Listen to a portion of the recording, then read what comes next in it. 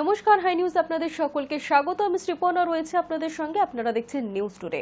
শুরুতেই দেখে নেব আজকের হেডলাইন্স।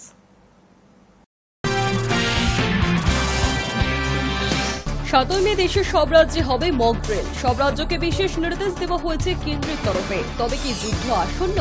সোমবার স্বরাষ্ট্রমন্ত্রকের নয়া নির্দেশিকায় এমন প্রশ্নই মাথাচাড়া দিচ্ছে। পহেলগাঁও হামলার আবহে কাশ্মীরে বড় সাফল্য ভারতীয় সেনাদের। নাকা চেকিং এর সময় গ্রেফতার 2 জঙ্গি। ওই 2 জঙ্গি সহযোগীদের থেকে উদ্ধার পিস্তল, গ্রেনেড সহ গোলা বারুদ। সমুদ্রপথে শত্রুকে নিধন করতে নয়া মারণাস্ত্রের সফল পরীক্ষা ভারতীয় নৌসেনা ও ডিআরডিওর যৌথ উদ্যোগে মাল্টি ইনফ্লুয়েন্স গ্রাউন্ড মাইন পরীক্ষা সম্পন্ন। মঙ্গলবার ও বুধবার রাজ্যের সমস্ত জেলাতেই ঝড় বৃষ্টির সম্ভাবনা। বৃহস্পতিবার থেকে আবহাওয়ার পরিবর্তন হতে পারে।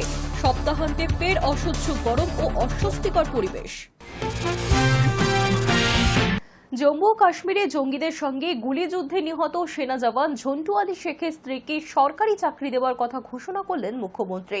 মুর্শিদাবাদের সুতিতে প্রশাসনিক সভা থেকে নিহতের স্ত্রীকে পাশে নিয়েই এই ঘোষণা করেছেন। নিহত জওয়ানের স্ত্রীকে হোমগার্ডে চাকরি দেওয়ার ঘোষণা করার পাশাপাশি পরিবারকে 10 লক্ষ টাকা ক্ষতিপূরণ দেওয়ার কথাও জানিয়েছেন তিনি। এখন মাননীয় মুখ্যমন্ত্রীর হাত দিয়ে আপনারা সবাই জানেন, আমাদের হাবিল ঝন্টু আলী শেখ ইন্ডিয়ান আর্মিতে কাজ করতেন 6 প্যারাজে। উনি শহীদ হয়েছিলেন একটা টেররিস্ট এনকাউন্টারে। ওনার প্রতি আমাদের সকলেরই সংবেদনা, ওনার পরিবারের প্রতি এবং আমাদের রেসপেক্ট। আমাদের যে হাবিলদার নিজে শহীদ হয়েছেন দেশের জন্যে, ওদের পরিবারের প্রতি মাননীয় মুখ্যমন্ত্রী নিজে হাতে ওনার স্ত্রী শাহনাজ পারভিন, ওনাকে একটা লেডি হোমগার্ডের চাকরি সরকার তরফ থেকে দেওয়া হচ্ছে। তাছাড়া পরিবারের প্রতি আমাদের সহায়তার দিক থেকে 10 লাখ টাকা মাননীয় মুখ্যমন্ত্রীর হাত দিয়ে ওনার পরিবারকে দেওয়া হচ্ছে। এটা জাস্ট একটা টোকেন।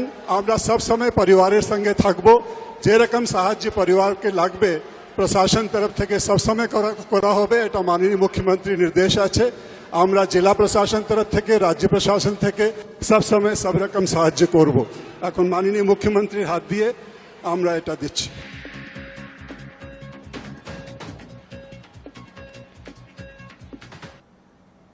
নিমগাছ বাংলায় কম আছে?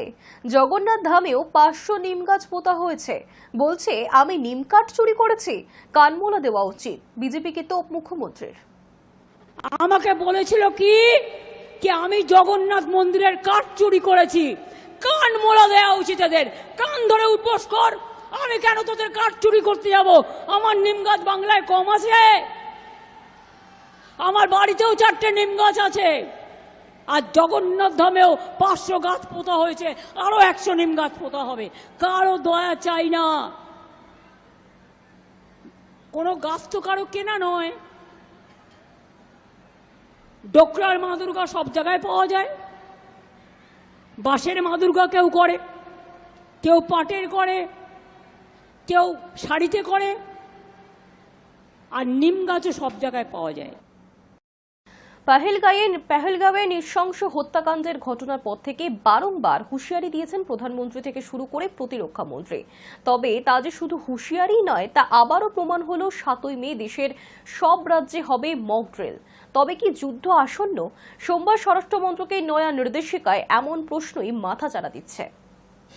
পাকিস্তানকে ভারত ঠিক কোন ভাষায় জবাব দেবে তা এখনো স্পষ্ট নয়। তবে নয়াদিল্লিতে দফায় দফায় চলছে বৈঠক।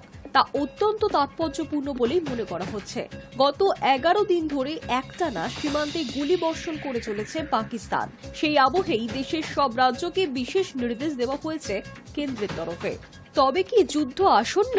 সোমবার স্বরাষ্ট্র মন্ত্রকের নয়া নির্দেশিকায় এমন প্রশ্নই মাথাচাড়া দিচ্ছে। দেশের সমস্ত রাজ্যে হবে মক ড্রিল। এটা যে কোনো সাধারণ বিষয় নয়, তা স্পষ্ট।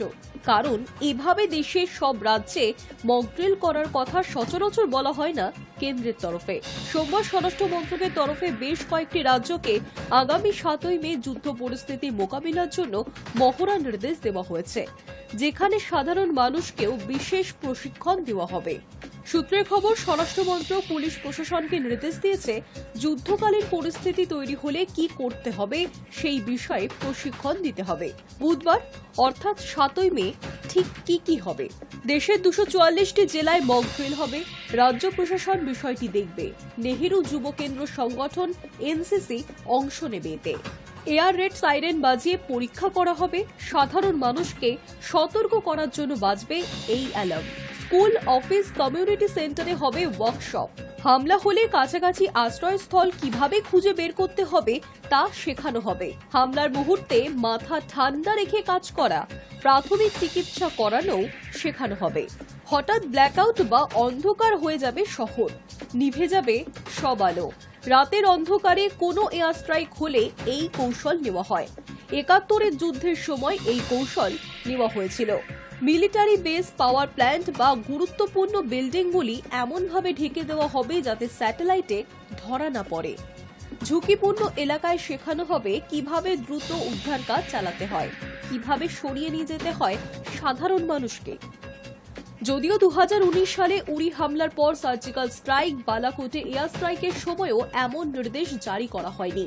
একমাত্র 1971 সালে যখন পূর্ব পাকিস্তানের হয়ে ভারত যুদ্ধে গিয়েছিল সেই সময় এমন নির্দেশ দেওয়া হয়েছিল। আবার 2025 সালে এমন নির্দেশিকা জারি হলো, যা থেকে স্পষ্ট যে পাকিস্তানের বিরুদ্ধে যুদ্ধ প্রস্তুতি শুরু করে দিয়েছে ভারত। 22/4/2025 পহেলগাঁওয়ে নৃশংস জঙ্গি হামলা। তারপর থেকেই চুপ নেই ভারত। দেশের প্রধানমন্ত্রী থেকে শুরু করে স্বরাষ্ট্রমন্ত্রী, প্রতিরক্ষা মন্ত্রী, এমনকি বিরোধীদের মুখেও শোনা গিয়েছে হুঙ্কার। পহেলগাঁওয়ে সন্ত্রাসবাদী হামলার পর দেশের বিভিন্ন গুরুত্বপূর্ণ জায়গার নিরাপত্তা বাড়ানো হয়েছে। সীমান্তেও বাড়তি নজরদারি চালানো হচ্ছে। নয়াদিল্লিতে একের পর এক হাই ভোল্টেজ মিটিং করছেন প্রধানমন্ত্রী। এই আবহেই স্বরাষ্ট্রমন্ত্রকের এই নির্দেশে যুদ্ধের জল্পনা আরও জোরালো হলো বলেই মনে করা হচ্ছে। High news. ভারত পাকিস্তানের মধ্যে উদ্ভূত উত্তেজনার মাঝে সোমবার রুদ্ধদ্বার বৈঠকে বসে রাষ্ট্রপুঞ্জের নিরাপত্তা পরিষদ। সংবাদ সংস্থা এনআই সূত্রে খবর, ওই বৈঠকে নিরাপত্তা পরিষদের সদস্য রাষ্ট্রগুলির বেশ কিছু কড়া প্রশ্নের মুখে পড়তে হয়েছে পাকিস্তানকে। জাতিসংঘের নিরাপত্তা পরিষদে কঠোর সমালোচনার মুখে পড়ল পাকিস্তান। ভারতের সঙ্গে উত্তেজনার কথা বলে রুদ্ধদ্বার বৈঠকের অনুরোধ জানায় ইসলামাবাদ। কিন্তু বৈঠকে নিরাপত্তা পরিষদের সদস্যরা পাকিস্তানকেই দায়ী করেন এই উত্তেজনা আরও বাড়িয়ে তোলার জন্য। বিশেষ করে বারবার ক্ষেপণাস্ত্র পরীক্ষা ও পারমাণবিক হামলার হুমকি প্রসঙ্গে কড়া ভাষায় উদ্বেগ জানানো হয়। পাশাপাশি ফলস ফ্ল্যাগ অপারেশন সংক্রান্ত পাকিস্তানের দাবি সরাসরি খারিজ করে দেয় নিরাপত্তা পরিষদ। সম্প্রতি জম্মু কাশ্মীরের পহেলগামে পর্যটকদের ওপর বর্বর জঙ্গি হামলার পর এই পরিস্থিতির সৃষ্টি হয়েছে। ওই হামলায় পাকিস্তানে ঘাঁটি ঘিরে থাকা জঙ্গিদের হাতে 26 জন নিরীহ মানুষ প্রাণ হারান, যাদের অধিকাংশই পর্যটক এবং হিন্দু ধর্মাবলম্বী। এই ঘটনাকে কেন্দ্র করে পাকিস্তানের ভূমিকা নিয়ে নিরাপত্তা পরিষদের মধ্যে গভীর প্রশ্ন ওঠে। বিশেষ করে জঙ্গি সংগঠন লস্কর ই তৈবার সম্পৃক্ততা নিয়ে পরিষদের একাধিক সদস্য রাষ্ট্র উদ্বেগ প্রকাশ করে। পরিষদ স্পষ্ট জানিয়ে দিয়েছে দোষীদের জবাবদিহি নিশ্চিত করতে হবে এবং পাকিস্তানের প্রচার আন্তর্জাতিক সমাজ গ্রহণ করছে না। পাকিস্তান এই মুহূর্তে নিরাপত্তা পরিষদের 10টি অস্থায়ী সদস্য রাষ্ট্রের অন্যতম। তাদের উদ্যোগেই এই ক্লোজড কনসালটেশন হয়, তবে কোনো আনুষ্ঠানিক বিবৃতি বা প্রস্তাব ছাড়াই তা শেষ হয়। ওই বৈঠকে অধিকাংশ সদস্যই ভারত পাকিস্তান দ্বিপাক্ষিক আলোচনা ছাড়া অন্য কোনো পথকে সমর্থন করেনি। এদিকে পাকিস্তানের প্রতিরক্ষা মন্ত্রী খাজা মোহাম্মদ আসিফ সম্প্রতি প্রকাশ্যে ঘোষণা করেন, দেশের অস্তিত্বের বিরুদ্ধে হুমকি এলে তারা পারমাণবিক অস্ত্র ব্যবহারের দিকেও যেতে পারেন। এরই মধ্যে গত সপ্তাহে 2টি পৃষ্ঠভাগ ক্ষেপণাস্ত্রের পরীক্ষা করেছে পাকিস্তান। সর্বশেষ 5ই মে ইসলামাবাদ ফতেহ সিরাজ মিসাইলের পরীক্ষামূলক উৎক্ষেপণ করেছে বলেই জানায়। ভারতীয় পক্ষও কড়া জবাব দিতে শুরু করেছে। সন্ত্রাসে ক্রস বর্ডার লিঙ্কের অভিযোগ তুলে পাকিস্তানের সঙ্গে কূটনৈতিক সম্পর্ক হ্রাস করেছে দিল্লি। পাক সেনা অ্যাটাচদের বহিষ্কার, 1960 সালের ইন্দাস জলচুক্তি স্থগিত করা এবং অটোরি সীমান্ত পারাপার পথ বন্ধ করার মতন একাধিক কড়া পদক্ষেপ নেওয়া হয়েছে। পহেলগাম হামলার দায় স্বীকার করেছে লস্করের মুখোশধারী সংগঠন দ্য রেজিস্ট্যান্স ফ্রন্ট। এর জবাবে চেনাব নদীর জলপ্রবাহ নিয়ন্ত্রণে জোরালো পদক্ষেপ নিচ্ছে ভারত। জম্মু কাশ্মীরের বাঘালির ও সালাল জলবিদ্যুৎ প্রকল্পে জলাধার পরিষ্কারের কাজ চলছে। পাকিস্তানে জলপ্রবাহ কমিয়ে আনার লক্ষ্যেই এই উদ্যোগ। উত্তর পশ্চিম ভারতের জলসম্পদকে কৌশলগত অস্ত্রে পরিণত করতে ভারত যে আর দ্বিধা করছে না, পাকিস্তানের সাম্প্রতিক ভূমিকাই তার প্রধান কারণ বলে মনে করছে আন্তর্জাতিক পর্যবেক্ষকেরা। Hi News Network. পহেলগাঁও হামলার আবহে কাশ্মীরে বড় সাফল্য ভারতীয় সেনাদের। নাকা চেকিং এর সময় গ্রেফতার দুজন। ওই দুই জঙ্গি সহযোগীদের থেকে উদ্ধার করা হয়েছে পিস্তল, গ্রেনেড সহ গোলা বারুদ। পহেলগাঁওয়ের হামলার আবহে কাশ্মীরে বড় সাফল্য সেনার। নাকা চেকিং এর সময় গ্রেফতার করা হলো দুজনকে। ধৃতদের কাছ থেকে বিপুল পরিমাণ গোলা বারুদ উদ্ধার করা হয়েছে। সেনা সূত্রে খবর, ধৃতরা জঙ্গিদের সহযোগী। জম্মু ও কাশ্মীরে বদগাম জেলা থেকে তাদেরকে পাকড়াও করা হয়েছে। ধৃতদের কাছ থেকে পিস্তল, গ্রেনেড ছাড়াও 15 রাউন্ড গুলি উদ্ধার হয়েছে। নির্দিষ্ট ধারায় মামলা দায়ের করে ঘটনার তদন্ত শুরু করেছে পুলিশ। ধৃতদের সঙ্গে জঙ্গিদের যোগ রয়েছে বলে প্রাথমিকভাবে জানা গিয়েছে। তাদের সঙ্গে আরও কেউ জড়িত আছে কিনা সেই বিষয়ে তদন্ত চলছে বলে জানানো হয়েছে। গত 22 এপ্রিল পহেলগাঁওয়ের জঙ্গি হামলায় মৃত্যু হয়েছে 26 জনের, যাদের মধ্যে 25 জন ছিলেন পর্যটক। এরপর থেকে সন্ত্রাস দমনে কঠোর পদক্ষেপ নেওয়ার কথা ঘোষণা করেছে ভারত সরকার। সন্ত্রাসবাদকে মদদ দেওয়ার অভিযোগে পড়শি দেশে পাকিস্তানের বিরুদ্ধে একাধিক পদক্ষেপ নেয় মোদী সরকার। পাল্টা পাকিস্তানও একাধিক সিদ্ধান্তের কথা জানায়। এরপরেই দুই দেশের মধ্যে প্রবল উত্তেজনার পরিস্থিতি তৈরি হয়েছে। পহেলগাঁও হত্যাকাণ্ডে জড়িত জঙ্গিদের খোঁজে কাশ্মীর জুড়ে চিরুনি তল্লাশি চালাচ্ছে সেনা। 2 দিন আগে রাজস্থান থেকে দুজন পাক চরকে গ্রেফতার করে পুলিশ। পাঞ্জাব সীমান্তের কাঁটাতার পেরিয়ে ভারতে প্রবেশ করার সময় এক পাক নাগরিককে গ্রেফতার করে বিএসএফ। পরে তাকে পাঞ্জাব পুলিশের হাতেও তুলে দেওয়া হয়। আর এরই মধ্যে কাশ্মীরে জঙ্গিদের 2 সহযোগীকে গ্রেফতার করল সেনারা। Hi News Network. সিন্ধু জলবন্টন চুক্তি স্থগিতের পর সম্প্রতি চন্দ্রভাগা নদীর জল আটকেছে ভারত। জম্মু ও কাশ্মীরের রামবান জেলায় পাকিস্তানমুখী ওই জলপ্রবাহের উপর রয়েছে বাগলিহার বাঁধ। আর সেই বাঁধের সমস্ত গেট বন্ধ থাকায় কিছুক্ষণের জন্য চন্দ্রভাগার স্বাভাবিক প্রবাহ ব্যাহত হয়েছে। এর ফলে খরিফ মৌসুমে নদীর নিম্ন প্রবাহে 21% জল কম পৌঁছতে পারে বলে আশঙ্কা করছে পাকিস্তান। পাকিস্তানের সিন্ধু নদী ব্যবস্থা কর্তৃপক্ষের আওতাধীন বিশেষজ্ঞ কমিটি জানিয়েছে, পাকিস্তানে খরিফ মরশুমের প্রথম পর্বে 21% জল কম পৌঁছতে পারে। কৃষিকাজ এবং জলবিদ্যুৎ উৎপাদনের জন্য সিন্ধুর জলের ওপরই নির্ভরশীল পাকিস্তান। কিন্তু খরিফ মরশুমে সিন্ধুর নিম্ন অববাহিকায় জল কম পৌঁছলে চাষের বড় ক্ষতি হবে বলে আশঙ্কা করছে ইসলামাবাদ। খরিফ মরশুমের দ্বিতীয় পর্বে পরিস্থিতি কি দাঁড়ায় তার উপর নজর রাখছে পাকিস্তান। আইআরএসএ একটি প্রেস বিবৃতি দিয়ে জানিয়েছে, চন্দ্রভাগায় জলের প্রবাহ হঠাৎ করেই কমে যাওয়ায় পাকিস্তানে জল কম পৌঁছাচ্ছে। ফলে খরিফ মরশুমের প্রথম পর্বে কম জল পৌঁছবে সে দেশে। রমবানের বাগলিহার এবং উত্তর কাশ্মীরের কিষানগঙ্গা বাঁধের মাধ্যমে পশ্চিমমুখী জলপ্রবাহ নিয়ন্ত্রণ করতে পারে ভারত। কখন জল আটকানো হবে, কখন ছাড়া হবে সে বিষয়ে সিদ্ধান্ত নিয়ে থাকেন সংশ্লিষ্ট কর্তৃপক্ষ। পেহেলগাঁও কাণ্ডের পর পাকিস্তানের সঙ্গে স্বাক্ষরিত সিন্ধু জলবন্টন চুক্তি স্থগিত করেছে নয়াদিল্লি। কাশ্মীরের সিন্ধু এবং তার উপনদীগুলির জলপ্রবাহ নিয়ন্ত্রণ অনেকাংশেই এই চুক্তির উপর নির্ভরশীল। ভারত চুক্তির শর্ত না মানলে ইচ্ছামতন জলপ্রবাহ আটকে দিতে পারে বা বাড়তি জল ছাড়তে পারে। দুক্ষেত্রেই পাকিস্তানের সংকট তৈরির আশঙ্কা রয়েছে। কিছুদিন আগেই বিতস্তার জল ছেড়েছিল ভারত। তাতে পাক অধিকৃত কাশ্মীরের একাংশে বন্যা পরিস্থিতি তৈরি হয়েছিল। অভিযোগ, ভারত না জানিয়ে কোনো সতর্ক বার্তা ছাড়াই জল ছেড়েছে। ফলে নদী তীরবর্তী অঞ্চলের মানুষ নিরাপদ স্থানে সরে যাওয়ার সময় পাননি। অবশ্য একটি অংশের দাবি ছিল নিয়ম মেনেই জল ছাড়া হয়েছে। High News network. পহেলগাঁওয়ে পাক মদতপুষ্ট সন্ত্রাসকে কেন্দ্র করে বেজে উঠেছে যুদ্ধের ধ্বনি। আর এই আবহেই সমুদ্রপথের শত্রুকে নিধন করতে নয়া মারণাস্ত্রের পরীক্ষায় সফল হল ভারতীয় নৌসেনা। নৌসেনা এবং ডিআরডিওর যৌথ উদ্যোগে মাল্টি ইনফ্লুয়েন্স গ্রাউন্ড মাইন পরীক্ষা সম্পন্ন হল। সমুদ্র নিরাপত্তার দিক থেকে এই মাইন নৌবাহিনী তরুপে তাস হয়ে উঠতে চলেছে বলে মনে করছে বিশেষজ্ঞ মহল। জানা যাচ্ছে, জলের নিচে যে কোনো রকমের যুদ্ধে ভারতীয় নৌসেনার শক্তি কয়েক গুণ বাড়িয়ে দেবে অত্যাধুনিক এই অস্ত্র। বহুস্তরীয় এই মাইন তার সেন্সরের মাধ্যমে জলের নিচে থাকা ডুবোজাহাজ ও শত্রুর ভেসেলকে চিহ্নিত করতে সক্ষম। এমনকি এর নাগালের এলে রেহাই পাবে না অত্যাধুনিক প্রযুক্তিতে তৈরি জাহাজও। নিমেষের মধ্যেই বিরাট বিস্ফোরণের মাধ্যমে ধ্বংস হবে শত্রুর জাহাজ। খুব শীঘ্রই নৌসেনার অন্তর্ভুক্ত হতে চলেছে এই যুদ্ধাস্ত্র।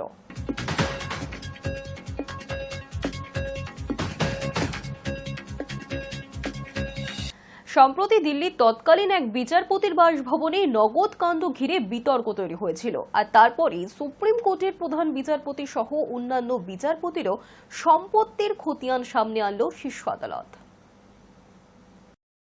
সুপ্রিম কোর্টের বিচারপতিদের সম্পত্তির হিসেব প্রকাশ্যে আনতে শুরু করেছে শীর্ষ আদালত। বর্তমানে সুপ্রিম কোর্টে বিচারপতি রয়েছেন 33 জন। ইতিমধ্যেই প্রধান বিচারপতি সঞ্জীব খান্না এবং হবু প্রধান বিচারপতি B.R. গাভাই সহ 21 জন বিচারপতির সম্পত্তির হিসেব সুপ্রিম কোর্টের ওয়েবসাইটে প্রকাশিত হয়েছে। ওই 21 জন বিচারপতি স্থাবর এবং অস্থাবর সম্পত্তির যাবতীয় ডিটেলস ওয়েবসাইটে উল্লেখ করা হয়েছে। তাদের বাড়ি, জমি থেকে শুরু করে স্থায়ী আমানত সহ ব্যাংকে কত টাকা রয়েছে, কত টাকার বীমা রয়েছে, শেয়ার বাজার কিংবা মিউচুয়াল ফান্ডে কোনো বিনিয়োগ রয়েছে কিনা, এই সংক্রান্ত যাবতীয় তথ্যই তুলে ধরা হয়েছে। এছাড়া সোনা, রূপোর গহনা, গাড়ি বা অন্য কোনো মূল্যবান সম্পত্তির তথ্য, এমনকি পারিবারিক সম্পত্তির তথ্যও সেখানে উল্লেখ করা রয়েছে। এবার দেখা যাক কোন বিচারপতির সম্পত্তির পরিমাণ কত। সুপ্রিম কোর্টের ওয়েবসাইট থেকে পাওয়া তথ্য অনুসারে বর্তমান প্রধান বিচারপতি সঞ্জীব খান্নার একটি মারুতি সুইফট গাড়ি রয়েছে। স্থায়ী আমানত সহ অন্য ব্যাংক অ্যাকাউন্ট মিলিয়ে তার রয়েছে প্রায় 55,75,000 টাকা।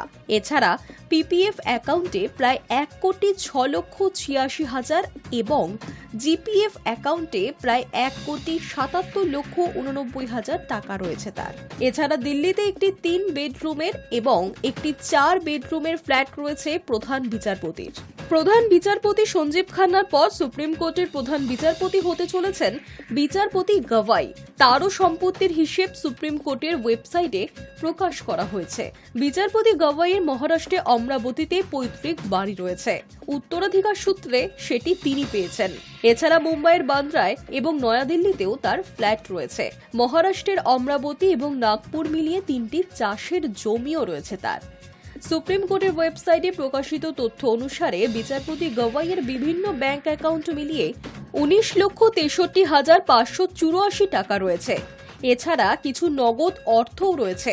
তার পিপিএফ অ্যাকাউন্টে 6,59,692 টাকা এবং জিপিএফ অ্যাকাউন্টে 35,86,736 টাকা রয়েছে। মোট 21 জন বিচারপতির সম্পত্তির তথ্য সুপ্রিম কোর্ট প্রকাশ করেছে। দিল্লি হাইকোর্টের তৎকালীন বিচারপতি যশবন্ত বর্মার বাসভবনে নগদকান্ত ঘিরে বিতর্কের আবহেই স্বচ্ছতা এবং বিচার ব্যবস্থার প্রতি সাধারণ মানুষের আস্থা জোরদার করতেই উদ্যোগী সুপ্রিম কোর্ট। ওই সময় গত 1 এপ্রিল শীর্ষ আদালতে ফুল কোর্ট বৈঠক হয় এবং সেই বৈঠকেই এই সিদ্ধান্ত নেওয়া হয়েছে সুপ্রিম কোর্টের বিচারপতিদের সম্পত্তির হিসেব প্রকাশ্যে আনা হবে। সেই মতো এবার বিচারপতিদের তথ্য প্রকাশ্যে আনতে শুরু করল Supreme Court. Hi News Network. Harvard বিশ্ববিদ্যালয়ের সঙ্গে মার্কিন প্রশাসনের সংঘাতে নতুন মাত্রা যুক্ত হল। সোমবার হার্ভার্ড কর্তৃপক্ষকে নতুন একটি চিঠি পাঠিয়েছে আমেরিকার প্রেসিডেন্ট ডোনাল্ড ট্রাম্পের প্রশাসন। তাতে বলা হয়েছে সরকারের দেওয়া শর্তাবলী না মানলে বিশ্ববিদ্যালয়কে গবেষণার জন্য সকল সরকারি সহায়তা বন্ধ করে দেওয়া হবে। মার্কিন শিক্ষা দপ্তর থেকে চিঠি পাঠানো হয়েছে হার্ভার্ডের প্রেসিডেন্ট অ্যালান গাবারকে। সরকারের বেঁধে দেওয়া নির্দিষ্ট কিছু শর্তাবলী পূরণ না হওয়া পর্যন্ত এই সিদ্ধান্ত বহাল থাকবে হুঁশিয়ারি দেওয়া হয়েছে এই চিঠিতে। যদিও পড়ুয়াদের শিক্ষা এবং বেতন বাবদ সরকারি সহায়তার ক্ষেত্রে এই নিষেধাজ্ঞা কার্যকর করা হবে না বলেই জানিয়েছে ট্রাম্পের শিক্ষা দপ্তর। ট্রাম্প প্রশাসনের সঙ্গে আমেরিকার অন্যতম অভিজাত শিক্ষা প্রতিষ্ঠান হার্ভার্ডের এই সংঘাতের গোড়ায় রয়েছে ইসরায়েল হামাস যুদ্ধ পরিস্থিতি। বর্তমানে পশ্চিম এশিয়ার আমেরিকার অন্যতম বন্ধু রাষ্ট্র ইসরায়েল। সম্প্রতি ইসরায়েল হামাস যুদ্ধ পরিস্থিতিকে ঘিরে আমেরিকার বিভিন্ন শিক্ষা প্রতিষ্ঠানে প্যালেস্তাইনের সমর্থনে বিক্ষোভ দেখানো হয়েছে। বিশ্ববিদ্যালয়গুলিতে ইহুদি বিদ্বেষের পরিস্থিতি তৈরি হয়েছে বলেই অভিযোগ মার্কিন প্রশাসনের। একই সঙ্গে এই পরিস্থিতি নিয়ন্ত্রণে বিশ্ববিদ্যালয় কর্তৃপক্ষ সঠিক পদক্ষেপ করছেন না বলেও অভিযোগ। বিশ্ববিদ্যালয়গুলির ক্যাম্পাসে ইহুদি বিদ্বেষ বন্ধ করার জন্য কি কি করণীয় সে বিষয়ে কিছু শর্ত দেওয়া হয়েছে সরকারের তরফে, কিন্তু সরকারের দেওয়া শর্তাবলী মানতে রাজি হচ্ছে না হার্ভার্ড। সরকারের চাপানো ওই শর্তগুলির বিরোধিতা করে সেই সময় হার্ভার্ডের প্রেসিডেন্ট জানিয়েছিলেন ওই শর্তগুলি মানলে শিক্ষা ব্যবস্থা এবং শিক্ষা প্রতিষ্ঠানের স্বাধীনতার সঙ্গে আপোষ করা হবে। ওই শর্তগুলি সাংবিধানিক অধিকারের সঙ্গে সামঞ্জস্যপূর্ণ নয় বলেই মনে করছেন অ্যালেন। তিনি লিখেছেন, বিশ্ববিদ্যালয় নিজের স্বাধীনতাকে সঁপে দেবে না বা নিজের সাংবিধানিক অধিকারকেও ত্যাগ করবে না। শর্ত মানতে রাজি না হওয়ায় হার্ভার্ডের বিরুদ্ধে আগেও বেশ কিছু শাস্তিমূলক পদক্ষেপ করেছিল মার্কিন প্রশাসন। হার্ভার্ডকে $220 কোটি সহায়তা বন্ধ করার সিদ্ধান্ত নেয় আমেরিকার শিক্ষা দপ্তর। পাশাপাশি বিশ্ববিদ্যালয়ের সঙ্গে $6 কোটি একটি চুক্তিও স্থগিত রাখা হয়েছে। এমনকি বিশ্ববিদ্যালয়ের করমুক্ত প্রতিষ্ঠানের মর্যাদাও প্রত্যাহার করে নিয়েছে ট্রাম্প প্রশাসন। Hi News Network. পথ দুর্ঘটনায় গুরুতর জখম ইন্ডিয়ান আইডল জয়ী সঙ্গীত শিল্পী পবনদীপ রাজন। সোমবার ভোর রাতে আহমেদাবাদের কাছে দুর্ঘটনাটি ঘটেছে। পবনদীপের আহত হওয়ায় একটি ভিডিও ইতিমধ্যেই নেটপাড়ায় ছড়িয়ে পড়েছে। যে ভিডিওতে দেখা যাচ্ছে হাসপাতালের বিছানায় অচেতন শুয়ে রয়েছে পবনদীপ। ভোর 3:40 নাগাদ পবনদীপের গাড়ির সঙ্গে একটি মালবাহী ট্রাকের ধাক্কা লাগে হাইওয়েতে। তার জেরেই এই দুর্ঘটনা বলে জানা যাচ্ছে। পবনদীপ উত্তরাখণ্ডের চম্পাওয়াটের বাসিন্দা। নিজের বাড়ি থেকে আহমেদাবাদের এক অনুষ্ঠানের উদ্দেশ্যে রওনা দিয়েছিলেন। পবনদীপের সঙ্গে ছিলেন তার বন্ধু অজয় মেহরা ও চালক রাহুল সিং। প্রথমে তদন্তে জানা যায় গাড়ির চালক ঘুমিয়ে পড়েছিলেন, যার জেরে নিয়ন্ত্রণ হারায় গাড়ি এবং ধাক্কা লাগে ট্রাকের সঙ্গে। চালক সহ 2 যাত্রী গুরুতরভাবে জখম বলে জানা যায়। পবনদীপ তার 2 পায়ে ও মাথায় গুরুতর আঘাত পেয়েছেন। তার অবস্থা আশঙ্কাজনক। দুর্ঘটনার পর তাদের একটি সরকারি হাসপাতালে নিয়ে যাওয়া হয়। সেখান থেকে নয়ডার এক বেসরকারি হাসপাতালে তাদের স্থানান্তর করা হয়। রাজারুল্লাহ থানায় পুলিশ আধিকারিক সংবাদ মাধ্যমকে বলেছেন, তদন্ত চলছে। প্রাথমিক অনুমান চালক ক্লান্ত হয়ে ঘুমিয়ে পড়েছিলেন বলেই এমন ঘটেছে। চিকিৎসকেরা চেষ্টা করছেন যাতে 3 আহত ব্যক্তি ফের স্থিতিশীল অবস্থায় ফিরে আসেন। Hi News Network. 15তম দাদাসাহেব ফালকে ফিল্ম ফেস্টিভ্যালে সেরা অভিনেত্রীর পুরস্কার পেলেন পদ্মার বিনোদিনী। সমাজ মাধ্যমে তাকে শুভেচ্ছা জানালেন রুক্মিণীর কাছের মানুষ তথা ছবির প্রযোজক দেব। বাংলার রঙ্গমঞ্চের সম্রাজ্ঞীর জীবনী সেলুলয়েডে সফলভাবে তুলে ধরতে সক্ষম হয়েছেন রুক্মিণী মৈত্র। গত এপ্রিল মাসেই 75 দিনের রেকর্ড পার করে উপরাষ্ট্রপতি ভবনে পৌঁছে গিয়েছিলেন বিনোদিনী একটি নটির উপাখ্যানকে নিয়ে। সেখানেও ভূয়সী প্রশংসা পূরণ নায়িকা। এবার রুক্মিণী মৈত্রর মুকুটে ঝুলল নতুন পালক। 15তম দাদাসাহেব ফালকে ফিল্ম ফেস্টিভ্যালে সেরা অভিনেত্রীর পুরস্কার পেলেন পদ্মার বিনোদিনী। রুক্মিণীর কাছের মানুষ তো বটেই, উপরন্তু ছবির প্রযোজক হিসেবে গর্বিত দেবও। সোশ্যাল মিডিয়ায় তিনি রুক্মিণীর সাফল্যের খবর ফাঁস করলেন। দেব লিখেছেন, 15তম দাদাসাহেব ফালকে ফিল্ম ফেস্টিভ্যালে সেরা অভিনেত্রীর পুরস্কার জেতায় রুক্মিণীকে অসংখ্য শুভেচ্ছা। তোমার শক্তিশালী চিত্রায়ন আরও অনুপ্রাণিত করুক এবং সমুজ্জ্বল হয়ে উঠুক। প্রসঙ্গত, নটি বিনোদিনীর চরিত্রে অভিনয় করার জন্য কড়া হোমওয়ার্ক করেছিলেন রুক্মিণী। 2019 সালে যখন পরিচালক রামকমল মুখোপাধ্যায়ের তরফে এই সিনেমার জন্য প্রস্তাব পান, তখন থেকেই আদা জল খেয়ে কোমর বেঁধে ময়দানে নেমে পড়েছিলেন অভিনেত্রী। নাচের প্রশিক্ষণও নিয়েছেন, নতুন নৃত্যশৈলী শিখতে হয়েছে তাকে। রুক্মিণীর সেই কড়া হোমওয়ার্কের ঝলক দেখা গিয়েছিল পদ্মা জুড়েও। সিনেমার প্রচারে গিয়ে প্রযোজক দেবও ফাঁস করেছিলেন, রুক্মিণী নাকি বিনোদিনীর চরিত্রে এতটাই একাত্ম হয়ে গিয়েছেন যে রাতে ঘুমের ঘোরেও হাতের নাচের মুদ্রা ফুটিয়ে তুলতেন। রামকমল মুখোপাধ্যায় পরিচালিত বিনোদিনী একটি নটির উপাখ্যান। পিরিয়ড ড্রামা নিয়ে প্রথম থেকেই কৌতূহল ছিল, কারণ দীনেন গুপ্ত পরবর্তী সময় নটি বিনোদিনীকে নিয়ে টলিউডের পর্দায় সেভাবে কাজ হয়নি। 3 দশক পরে সেই হাল ধরেন রামকমল। বিনোদিনীর বঞ্চনার অধ্যায় থেকে তার জীবন কাহিনীর কিয়দংশ তার ফ্রেমে তুলে ধরেছেন দর্শকের কাছে। বাংলার নাট্য দুনিয়ার অন্যতম কাণ্ডারির চরিত্রকে আত্মস্থ করতে কোনো রকম কসরত বাকি রাখেননি রুক্মিণী মৈত্র। মঞ্চে বিনোদিনীর বডি ল্যাঙ্গুয়েজ থেকে ব্যক্তিত্ব, নৃত্যশৈলী আত্মস্থ করতে হয়েছিল তাকে। সেই কঠোর পরিশ্রমের ফলই এবার পেলেন হাতে নাতে। Hi News Network. নজর রাখবো ওয়েদার আপডেটে। মঙ্গলবার ও বুধবার রাজ্যের সমস্ত জেলাতেই ঝড় বৃষ্টির সম্ভাবনা রয়েছে, তবে বৃহস্পতিবার থেকে আবহাওয়ার পরিবর্তন হতে পারে। সপ্তাহান্তে ফের অসহ্য গরম এবং অস্বস্তিকর আবহাওয়া তৈরি হবে। মঙ্গলবার কলকাতা সহ সব জেলাতেই ঝড় বৃষ্টির সম্ভাবনা রয়েছে, কিন্তু বুধবার কলকাতায় বৃষ্টির সম্ভাবনা থাকলেও তা অপেক্ষাকৃত কম। তবে বৃহস্পতিবার আবহাওয়ার বদল ঘটতে পারে, গরম বাড়তে পারে। আবহাওয়া দপ্তর জানাচ্ছে শুক্রবার থেকেই কলকাতায় আকাশ পরিষ্কার হতে শুরু করবে। এরপর শুক্রবার থেকে রবিবার পর্যন্ত গরম ও অস্বস্তিকর আবহাওয়া তৈরি হতে পারে। সেই সঙ্গে তাপমাত্রা বাড়তে পারে 3 থেকে 5 ডিগ্রি সেলসিয়াস পর্যন্ত। এর পাশাপাশি রবিবার কলকাতার তাপমাত্রার সঙ্গে বইতে পারে শুকনো হাওয়া। পূর্বাভাস অনুযায়ী মঙ্গলবার দক্ষিণবঙ্গের সব জেলাতেই বজ্রবিদ্যুৎ সহ হালকা থেকে মাঝারি বৃষ্টির সম্ভাবনা রয়েছে। সেই সঙ্গে প্রতি ঘন্টায় 30 থেকে 40 কিলোমিটার বেগে বইতে পারে ঝোড়ো হাওয়া। আবার বুধবার থেকে কিছুটা হলেও ঝড় বৃষ্টি কমতে পারে দক্ষিণবঙ্গে। তবে বুধবার বজ্রবিদ্যুৎ সহ বৃষ্টির সম্ভাবনা রয়েছে উত্তর ও দক্ষিণ 24 পরগনা, পূর্ব মেদিনীপুর, নদিয়া ও মুর্শিদাবাদে। বৃহস্পতিবার থেকে ক্রমশ তাপমাত্রা বাড়তে পারে। শুক্রবার থেকে রবিবারের মধ্যে দক্ষিণবঙ্গের বিভিন্ন জেলায় 3 থেকে 5 ডিগ্রি সেলসিয়াস পর্যন্ত তাপমাত্রা বাড়তে পারে বলে জানিয়েছে আবহাওয়া দপ্তর। মঙ্গলবার বজ্রবিদ্যুৎ সহ বৃষ্টির সম্ভাবনা রয়েছে দার্জিলিং সহ 5 জেলায়। মঙ্গলবার দার্জিলিং, কালিম্পং, জলপাইগুড়ি, আলিপুরদুয়ার, কোচবিহারে বজ্রবিদ্যুৎ সহ হালকা থেকে মাঝারি বৃষ্টি হতে পারে। তবে বুধবার ঝড়ের সম্ভাবনা কমলেও বজ্রবিদ্যুৎ সহ হালকা মাঝারি বৃষ্টির সম্ভাবনা রয়েছে।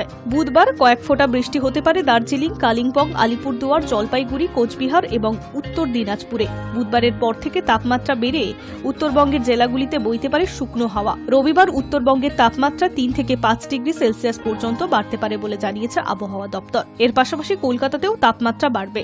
High News Network. নজর রাখবো খেলার খবরে। আইপিএলে প্লে অফ থেকে ছিটকে গিয়েছে চেন্নাই সুপার কিংস। তবু লিগ পর্বের বাকি ম্যাচগুলির জন্য নতুন এক ক্রিকেটারকে সই করালেন মহেন্দ্র সিং ধোনিরা। চুক্তি করা হয়েছে গুজরাটের উইকেট রক্ষক ব্যাটার উর্বিল প্যাটেলের সঙ্গে। কনুইয়ে চোট পেয়ে ঋতুরাজ গায়কোয়াড় আইপিএল থেকে ছিটকে যাওয়ার পর চেন্নাই সুপার কিংসের অধিনায়ক হয়েছে ধোনি। ভারতকে দুটি বিশ্বকাপ দেয়া প্রাক্তন অধিনায়কও দলকে সাফল্যের রাস্তায় ফেরাতে পারেননি। ধোনি নিজেও পারফর্ম করতে পারছেন না, ম্যাচ জেতাতে পারছেন না। উইকেট রক্ষক হিসাবেও তেমন উল্লেখযোগ্য পারফরমেন্স নেই মাহির। এই প্রথম টানা দুবার আইপিএল এর প্লে অফে পৌঁছতে ব্যর্থ হয়েছে চেন্নাই। তাহলে কি ধোনির ওপর আর আস্থা রাখতে পারছেন না চেন্নাই কর্তৃপক্ষ? গুজরাটে 26 বছরের উইকেট রক্ষক ব্যাটার উর্বিলকে কেন সই করানো হলো? তবে তেমন কিছুই নয়, ধোনির ওপর অটুট ভরসা চেন্নাই কর্তৃপক্ষের। আহত বংশবেদীর পরিবর্তন হিসেবে দলে নেওয়া হয়েছে উর্বিলকে। দিল্লির 22 বছরের উইকেট রক্ষক গোড়ালির চোটের জন্য এবারের আইপিএল আর খেলতে পারবেন না। লিগামেন্টেও চোট পেয়েছেন বংশ। তার পরিবর্তন হিসেবেই উর্বিলকে দলে নেওয়া হয়েছে। গুজরাতের তরুণ গত সৈয়দ মুস্তাক আলী ট্রফিতে ত্রিপুরার বিরুদ্ধে 28 বলে 17 রান করে নজর কেড়েছিলেন, যা প্রতিযোগিতার দ্রুততম 17 রানও বটে। ভেঙে দিয়েছিলেন টি-20তে ঋষভ পন্থের দ্রুততম 17 রানের ভারতীয় রেকর্ড। উত্তরাখণ্ডের বিরুদ্ধে 17 রান করেছিলেন 36 বলে। 200-র বেশি স্ট্রাইক রেট রেখে 6টি ম্যাচে করেন 315 রান। 30 লাখ টাকায় উর্বিলকে নিয়েছে চেন্নাই কর্তৃপক্ষ। সমাজ মাধ্যমে বংশের পরিবর্তে উর্বিলকে নেওয়ার কথা জানিয়েছেন তারা। এবারের আইপিএলে চেন্নাইয়ের আর 3টি ম্যাচ বাকি। এই 3টি ম্যাচের জন্যই উর্বিলকে নিয়েছে Chennai. Hi News Network. News Today এখনকার মতো এই পর্যন্তই। দেখতে থাকুন হাই নিউজ, নির্ভীক নিরপেক্ষ।